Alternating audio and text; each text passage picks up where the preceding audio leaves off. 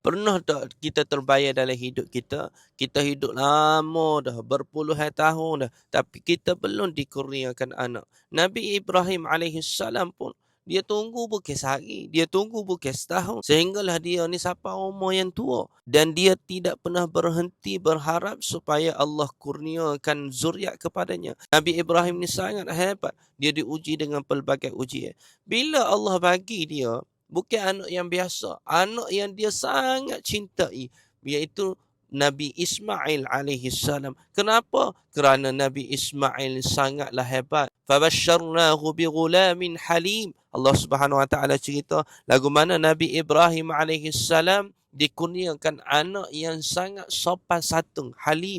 Nabi Ismail ni adalah teman di saat tua, pengubat luka yang bertahun-tahun.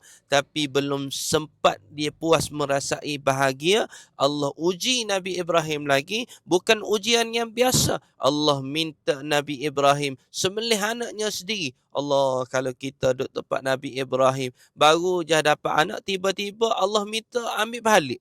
Mampukah kita? Atau kita akan persoalkan, kenapa ya Allah? Tapi Nabi Ibrahim tidak, tak lawan, tak soal, tak tangguh. Sebab dia kenal siapa Tuhan dia. Dia kenal siapa Allah.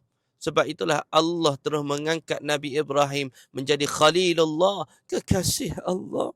Hari ini Allah tak minta pun kita sembelih anak. Allah tak minta pun kita tinggal semua. Allah cuma minta sedikit daripada harta kita. Tapi itulah yang paling susah untuk kita lepaskan. Kadang bukan tak mampu, tapi hati itu masih lagi rasa berat. Jadi tahun ni Ustaz nak ajak sama-sama untuk ambil bahagian, walaupun satu bahagian.